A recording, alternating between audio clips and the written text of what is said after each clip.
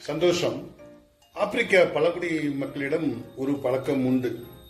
தேவையில்லா மரங்களை வெட்டுவதில்லை, அதை சுற்றி வசைப்பாடுவார்களாம். அந்த வசைப்பாடுவதனால அந்த மரம் பட்டு போய்விடுமா.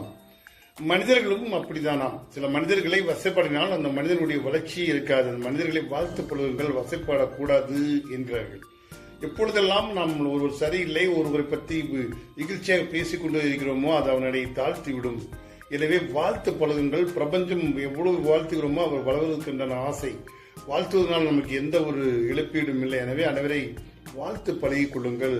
வாழ்த்த மனிதனும் வளர்கின்ற அந்த வாழ்த்துகளோடு அவர்கள் வளர்கிறார்கள். யாரையும் வசைப்பட வேண்டாம் என்கிறது இந்த பதிவு.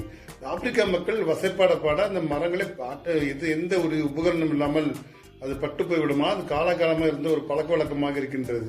இது உண்மையான நிகழ்ச்சியும் கூட. எனவே வசைப்பாடுவதை விட்டு வாழ்த்து பழகுவோம். வாழ்த்த நாமும் வளர்வோம், அடுத்தவர்களும் வளர்கிறார்கள்.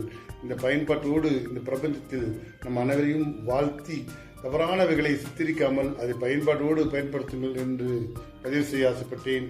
சந்தோஷம். வாழ்க வளம்.